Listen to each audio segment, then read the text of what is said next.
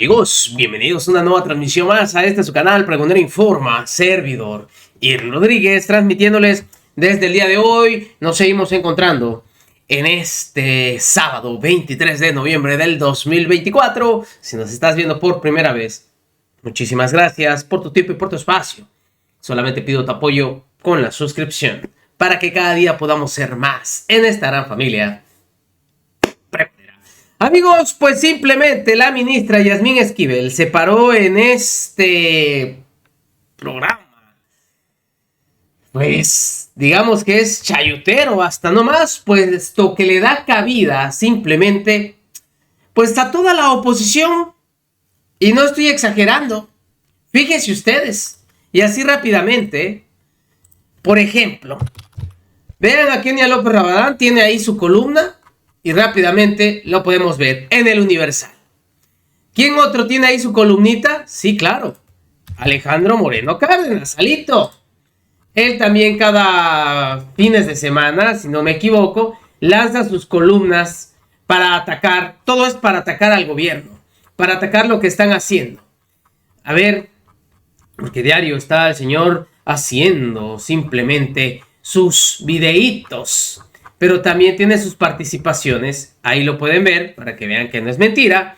Presidenta, hágase cargo. Siempre es para hablar mal del gobierno. Y son colaboraciones que tienen varios de estos políticos de oposición. Es decir, el Universal simplemente es un medio que apoya a esta oposición y está en contra del gobierno.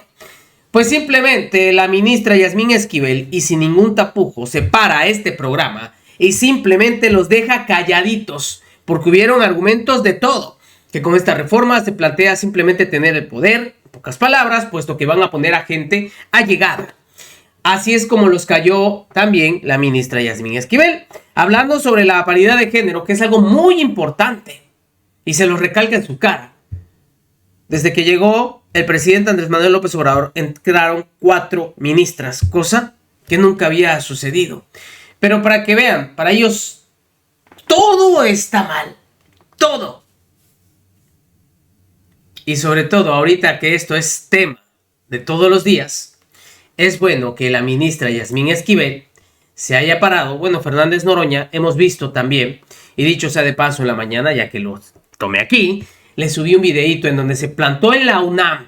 Y ya que tocamos también a Kenia López Rabadán, pues no que ella y que es su alma mater, ¿por qué no se paran también ellos a la UNAM a hablar sobre este tema con los jóvenes? No lo hacen.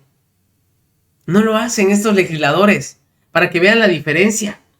Pero la ministra, sin ningún tapujo, se para a este programa y los deja totalmente calladitos. Es más, todavía recuerdo una entrevista en donde participó ahí Kenia López Rabadán para ir a atacar y todos haciendo fiesta.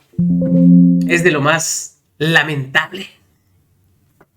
Pero así fue la participación de Yasmín Esquivel para dejarlos calladitos.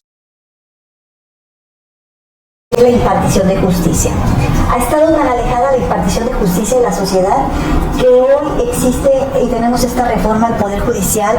¿Para qué? Para cambiar y transformar el Poder Judicial en un Poder Judicial limpio, transparente, eficaz, efectivo para la ciudadanía, para que no haya este distanciamiento entre los ciudadanos y sus juzgadores. ¿En qué consiste esta reforma al Poder Judicial? Déjame interrumpirte, sí, ministra, porque para el antecedente ha sido una reforma muy polémica, muy politizada. El Poder Judicial nunca había entrado a la cancha política y lo hizo en este tramo de la reforma. Y también déjame poner este otro elemento que ha sido polémico y cuestionable de la reforma en sí, la elección de los jueces. Y cuando digo jueces, quiero englobar jueces, magistrados y ministros, que podrían intervenir distintos actores políticos en esta elección, y no solamente los actores políticos, sino también grupos de la delincuencia organizada. Nada más quería poner ese contexto porque bien lo estás explicando, pero el contexto es importante por toda la polémica que se ha generado. De hecho, el Poder Judicial estuvo en paro más de 2 meses. En fin, quería poner ese elemento, Yasmín. Efectivamente, David, pues aquí tenemos un tema que has tocado y que es importantísimo. Uno es, ¿los juzgadores están desempeñando una función que la ciudadanía esté satisfecha con ellos? No, evidentemente no. La ciudadanía se queja de que no hay justicia, que la justicia es lenta, que los expedientes tardan muchísimo tiempo, que los juzgadores se venden, que las partes los cooptan, ya sea por cuestiones de presiones políticas, mediáticas, presiones económicas o presiones sociales o familiares. Y esto no es algo que sea conveniente para una sociedad democrática. Necesitamos jueces independientes de cualquier factor externo que no sea exclusivamente el expediente, los documentos que existen en el expediente, y resolver de una manera independiente y autónoma, de una manera individual, donde los juzgadores no se vean presionados por ningún agente o ningún actor político, económico externo. En este sentido, lo que se busca es que esa independencia y autonomía que deben gozar los jueces, pues ahora no tan solo la carrera judicial del abogado o abogada tenga que ver. Por ejemplo, en este momento, si nosotros vemos la línea del tiempo, en qué vamos en la reforma al Poder Judicial, en este momento nos encontramos en una fase donde existen comités de evaluación que van a estar en cada uno de los tres poderes, que ya están constituidos en cada uno de los tres poderes. Están recibiendo estos comités de evaluación todas las solicitudes de las abogadas y abogados que consideren que, además de reunir los requisitos, tienen el perfil idóneo para ser juzgadores. Y no es cualquier perfil, tiene que ser un perfil profesional, con conocimiento, de excelencia, con experiencia, pero además que tenga el talante y la prudencia necesaria para desempeñar la función. Ser juez es una labor importantísima en la sociedad, en el Estado mexicano. Entonces, en este momento estamos en el proceso de inscripción de todos los jueces y magistrados aspirantes. Qué bueno que se da el día de hoy, 21 de noviembre, este programa, para que los 3 días que nos restan, de hasta el día 24 efectivamente, para que se puedan inscribir aquellas personas que deseen hacerlo, lo pueden hacer en las plataformas digitales de los comités de evaluación que están disponibles en internet. Pero ¿qué sucede después? Se van a inscribir los jueces, los aspirantes a jueces y magistrados. Se van a elegir el próximo domingo 1 de junio de 2025 881 cargos. Estos cargos incluyen todos los integrantes de la Suprema Corte de Justicia de la Nación, que van a ser 9, 5 mujeres y 4 hombres. Se van a elegir los integrantes del Tribunal de Disciplina Judicial, 3 mujeres y 2 hombres. Es un tribunal especializado para analizar y revisar las quejas que se presenten en contra de jueces y magistrados.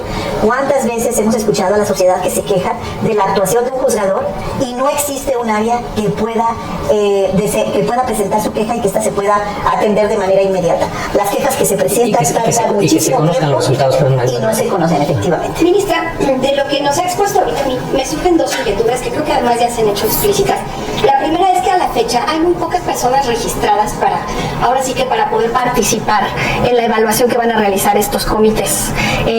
Saber si vamos a llegar a un número mínimo deseable. Entiendo que incluso se tenía una amplia expectativa, pero ya se está bajando un poco esa expectativa para que por lo menos se cubra un número determinado de candidatos que nos permita a los y a las ciudadanas sí poder elegir entre varias opciones. Y la otra es que el origen de esta reforma tenía que ver, y usted lo expresa así, con la inconformidad de algunos jueces. Yo diría que hay muchos casos que sí tendríamos que reconocerle a la Corte del pasado y a la Corte actual, en donde sí se han defendido derechos y garantías, pero, y usted decía, porque es lenta, porque está cooptada por presiones políticas o por o a veces mediáticas o incluso económicas. Y a mí me da el temor justamente que este proceso de la reforma, como está elaborado, no nos permita tirar estas barreras pues de lentitud, de captación, la conformación incluso de los propios comités, el hecho de que la propia Suprema Corte de Justicia pueda proponer algunos candidatos, el legislativo haga lo propio. Me da la impresión de que pues algunos de esos candidatos se deberán, ¿no?, a los comités que los seleccionaron. No hay manera de no sentir que si ese grupo de personas optó por ti y no optó por otra persona, y hay algo en donde ellos estén implicados en temas de justicia que tengan que pasar por la Suprema Corte de la Nación, no me voy a meter en si fuero federal y estas cosas, pero pues hay ahí ciertos intereses, ¿no? De quien nos defiende la Suprema Corte es de los actos de autoridad, y aquí es la autoridad, ¿no?, de los diferentes poderes quien está proponiendo a los jueces y jueces en primera instancia para pasar a ser electos después. ¿Cómo rompemos esta sensación de que quien haya llegado no solo se deba al voto de los ciudadanos, sino se deba al grupo selecto de políticos, ¿no? En el caso del Poder Legislativo, creo que en el caso del Poder Judicial, pues son más personas como con carrera judicial, con un perfil más técnico, pero sí va a haber alguna liga política inevitable que no va a ser muy fácil de desatar. Maite, es muy importante la pregunta que haces. Sin embargo, esta reforma al Poder Judicial es justamente lo que pretende es todo lo contrario. Es decir, que aquellas personas que han aspirado a ser jueces y magistrados tienen que pasar 3 procesos importantes. El primero de ellos es que este comité de evaluación que va a analizar su expediente, su experiencia, que va a revisar sus documentos, este comité de evaluación tiene que declararlo idóneo. Es un primer punto. Es un comité de evaluación integrado por 5 personas expertas en el derecho, relevantes en la materia jurídica, que van a determinar que cumple los requisitos de idoneidad para desempeñar el cargo. El segundo paso, que es muy importante, es la insaculación. Esta se va a dar el martes 4 de febrero. En este proceso de insaculación que se da el 4 de febrero, ahí va a ser la suerte la que determine qué candidatos pasan a la boleta. Entonces tenemos ahí un segundo paso donde es muy difícil que se pueda mantener una liga con los 5 integrantes del comité, luego la insaculación. Y más tarde, el domingo 1 de junio, lo que es la participación de la ciudadanía, la votación. Entonces, ¿a quién se va a deber ese juez o magistrado? Se va a deber al voto popular, se va a deber a la ciudadanía que lo eligió, no se debe a una persona, ni a un grupo, ni a un órgano colegiado, ni a una sola, a un grupo que sea el comité de evaluación, el Consejo de la Judicatura actualmente, o a un ministro que lo ayudó a llegar a juez o magistrado, no, sino se va a deber a este proceso que ha pasado por 3 fases importantes: idoneidad, insaculación y elección popular. Entiendo que un primer blindaje es esa insaculación, pero siguiendo la idea de Maite, ¿qué garantiza que ya en la votación alguien no meta la mano, ministra? Bueno, primeramente el Instituto Nacional Electoral va a dar a conocer desde la ubicación de la casilla quiénes son los candidatos a través de los medios digitales y a través de los medios de comunicación pagados por el Estado, de los medios que el Estado cubre. Entonces, a través de estos medios que tiene el Instituto Nacional Electoral, por cierto, un instituto experto en elecciones, desde 1991 a la fecha, tenemos una gran confianza los mexicanos en el Instituto Nacional Electoral, en la organización de las elecciones, en llevar a cabo estas, y tiene esta experiencia de 34 años, el Instituto Nacional Electoral, que va a dar a conocer quiénes son los candidatos, que va a organizar los debates, que va a informarle al ciudadano cuál es su casilla, cuál es su ubicación y por quiénes debe de votar. Son en la confianza que nosotros tenemos, primero. Segundo, los medios de comunicación juegan un importante papel en este momento, porque son los que están dando a conocer en qué consiste este proceso. Las personas normalmente, si no se les informa, pues no están enteradas de cómo viene el proceso, en qué fase vamos y qué vamos a elegir. Entonces es muy importante la participación de ustedes, que va a blindar que no haya agentes externos que metan la mano en la elección, ni partidos políticos. Está prohibida la participación de los entes de gobierno y de los partidos políticos en este proceso electoral. Entonces solo será la ciudadanía la que acuda y determine quién de las personas que están aspirando en su distrito, en su sección electoral, para ser magistrado, comentamos hace un momento, para ser ministro de la Suprema Corte, para ser magistrado del Tribunal de Disciplina Judicial, para ser magistrado electoral o magistrado del Tribunal Colegiado o juez de distrito. Todos estos cargos son federales, son 6 boletas las que van a entregar el Instituto Electoral, una por cada uno de los diferentes cargos, y la ciudadanía conocerá quiénes son los que participan y quiénes son las personas por las que quieren votar, de acuerdo a la experiencia y conocimiento que tengan, de conformidad con lo que se vaya publicando acerca de ellos. Es fundamental que en esta reforma al Poder Judicial todos participemos. ¿Por qué? Porque queremos una justicia de puertas abiertas, una justicia que se transforme, una justicia que no sea únicamente una élite para unos cuantos, que no sea una justicia únicamente para aquellos que tienen la posibilidad de pagar un abogado, de pagar una asesoría jurídica, sino que sea una justicia que también acuda a través de las defensorías jurídicas gratuitas a todos los rincones de nuestro país, donde también se necesita justicia y donde no existen las posibilidades para que las personas contraten un abogado o tengan contacto con un abogado de oficio, porque las comunidades están alejadas de los centros de población. Hoy necesitamos una justicia itinerante, justicia de puertas abiertas, justicia que transforme, justicia que cambie. Este pendiente que tenemos con la sociedad, los juzgadores, es el momento de que se pueda ir resolviendo a través de esta reforma al Poder Judicial Federal. Ministra, usted es una mujer que llegó al poder y digo, ahora está, pues, ahora sí que en el nivel más alto de quien vela por la justicia de las y los ciudadanos. Y estas elecciones, de alguna forma, están diseñadas pues para que la participación sea abierta, pero no hay algún mecanismo que garantice que lleguen, yo no diría que podamos aspirar a la equidad, ¿no? Igual número de mujeres que de hombres para ser juezas, o igual número de mujeres que de hombres para ser magistradas, o como sucedía que se revisara la conformación de la Corte, por lo menos en las últimas definiciones en donde el presidente Andrés Manuel López Obrador o el presidente Peña Nieto o incluso Calderón decían, bueno, para equilibrar tenemos más mujeres que hombres, y proponían, ¿no?, entre algunos de los posibles ministros a más mujeres, ¿no? Ahora, ¿cómo vamos a poder garantizar que más mujeres sean juezas sin que esto necesariamente nos permita tener equidad, pero por lo menos nos acerque a la equidad? ¿Hay algún mecanismo previsto? Sí. La reforma del Poder Judicial Federal es fundamental el tema de la paridad de género. Se van a ir asignando por parte del Instituto Nacional Electoral los cargos, señala así la Constitución, mediante un tema de un principio de paridad. Es decir, si se van a elegir 10 juzgadoras o juzgadores, serán 5 y 5. Esto nos va a garantizar que la mitad de las personas que sean designadas, porque el voto popular así les favoreció, se vaya asignando un hombre, una mujer en cada una de las posiciones de jueces y magistrados. Y es fundamental esta pregunta, porque históricamente hemos tenido una marginación las mujeres, una marginación en todos los cargos públicos. En 1917, Hermila Galindo y sus seguidoras en el Teatro Querétaro, por cierto, se quedaron afuera, no las dejaron entrar, fueron el constituyente de 1917, eran todos hombres, no pudieron entrar ellas, pues ellas soñaron con algún día tener una diputada dentro del Congreso Constituyente, no se logró. Soñaron también, y seguramente también nuestras bisabuelas, abuelas y nuestras madres, con algún día ver a la primera mujer presidenta de México. Nosotras, a nuestra generación Maite, nos ha tocado ver hoy que llega en la doctora Claudia Sheinbaum la primera mujer al frente de nuestro país. Para nosotros nos llena de orgullo vivir esta etapa que nuestras antecedentes, nuestras ancestras soñaron y que quizá nunca se lo imaginaron que pudiera darse, y en este año 2024 lo vivimos esta generación de tener a la primera mujer. En el legislativo se habla de la legislatura de la paridad. Se ha reformado la Constitución, las leyes, se han emitido las resoluciones por parte del Tribunal Electoral, donde tenemos una legislatura de la paridad.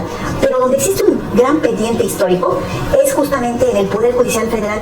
Imagínense ustedes que a lo largo de más de 200 años ha habido cerca de 500 hombres en la Corte y solamente 15 mujeres.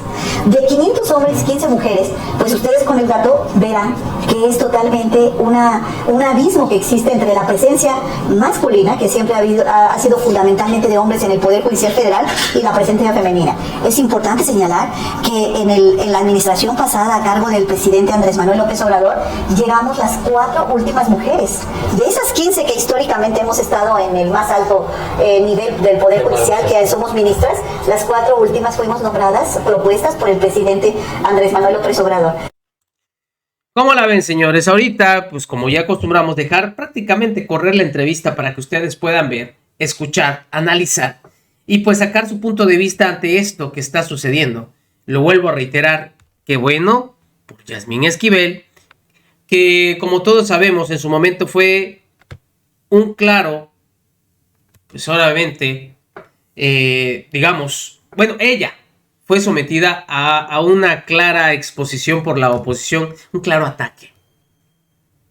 Sí, cuando empezaron a hablar sobre su tesis plagiada, todo esto para que ella no pudiera llegar a la presidencia de la Suprema Corte de Justicia de la Nación, y lo que derivó que llegara simplemente Norma Piña.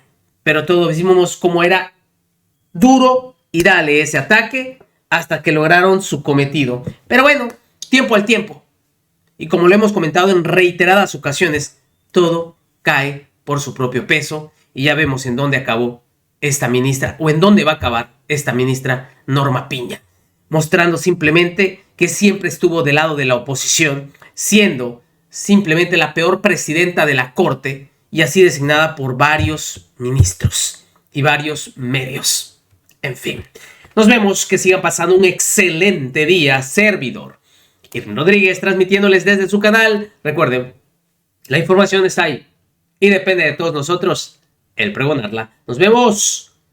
Hasta la próxima.